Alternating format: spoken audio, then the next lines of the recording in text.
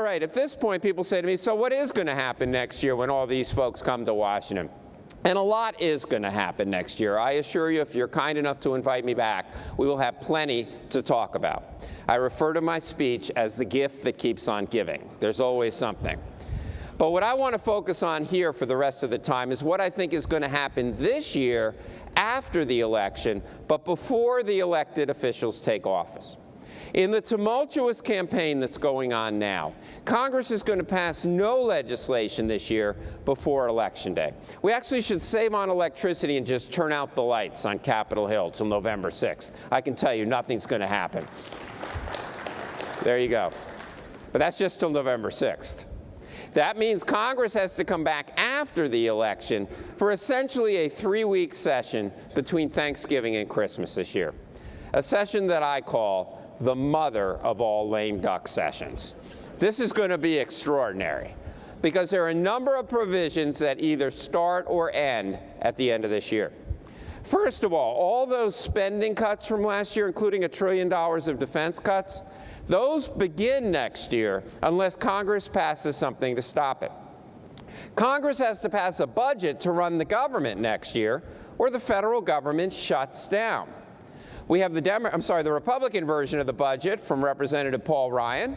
The Democrats in the Senate brought that up in a show vote, summarily dismissed it. The Senate says they're not going to take up a budget this year. The House Republicans are already discussing, will we need to shut down the government? We have to deal with the debt ceiling again. That was that whole mess last August where we almost defaulted on all of the U.S. debt because we couldn't borrow anymore.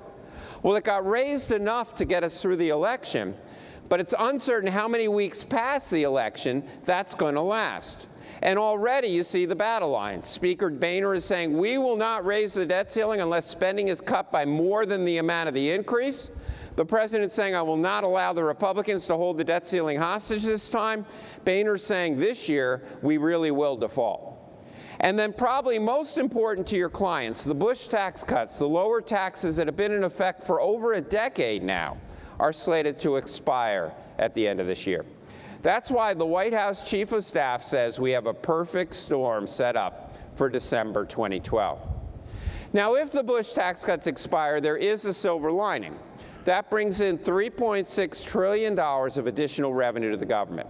You add that to the $2.1 trillion in spending cuts from last year, and you push the deficit issue off for a few more years. But what a horrible way to do it.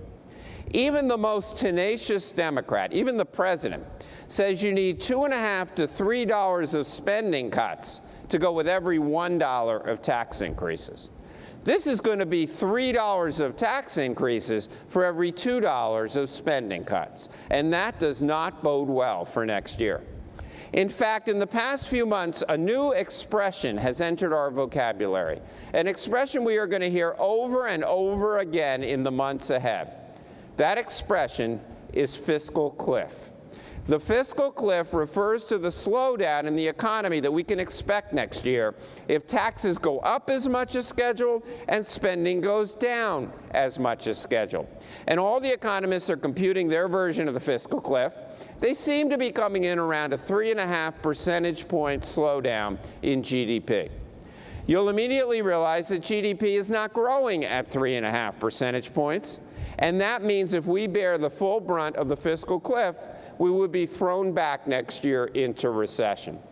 And it is that concern that perhaps forces Congress to compromise during the lame duck session.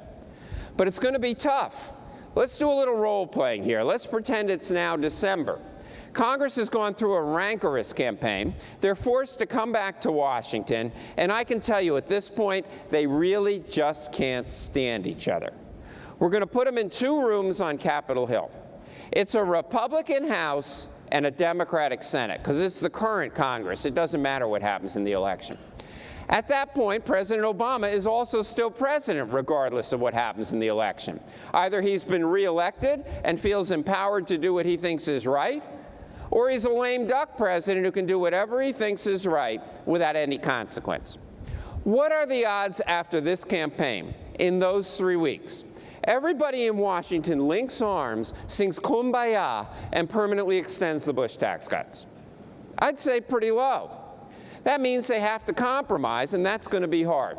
You might say, well, let's push off those spending cuts.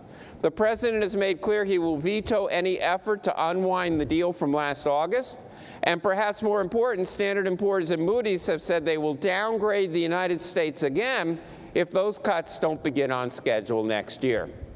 So it really comes down to what the president believes. In my mind, he holds the key to what happens in taxes. And we learned yesterday exactly what he believes. He said yesterday, it's time to let the tax cuts for the wealthiest Americans expire. And his press secretary elaborated on that, saying he will not sign a bill extending the tax cuts for all income levels, meaning he will veto a bill if it includes an extension of tax cuts for the wealthy. Now, possibly he backs off from that if the economy's faltering. But if you believe that he's going to do as he says, that puts the Republicans in a tough position. Either they say, well, we're not going to pass anything either, in which case taxes go up across the board next year. Or more likely, they negotiate and say, fine, we'll get something passed to keep taxes low on the middle class. Let's negotiate above what income level taxes go up. Maybe it's not $250,000 a year. Maybe it's people making something more. But either way, your affluent clients are facing higher taxes next year. And that's not even the end of the story. Regardless of what happens with the Bush tax cuts, we already know there's a new 3.8% tax on investment income that begins next year. You add the expiration of the Bush cuts to the new tax under health care reform, and next year you're looking at a top tax rate going from 35% to close to 44%, a capital gains rate going from 15% to close to 24%, and a dividend tax rate going from 15% to close to 44%. You're also looking at a change in the estate tax. Right now, any American can give away up to $5 million without any gift or estate tax. If not extended next year, that exemption goes back to $1 million. Now, all of this happens if nothing happens. Congress doesn't have to pass a single piece of legislation. That's our tax system come next year. All right, that is the happy Washington news. Now let's bring it down to your clients. How can your clients work with you to invest assets and make decisions this year to take advantage of what's likely to happen in Washington?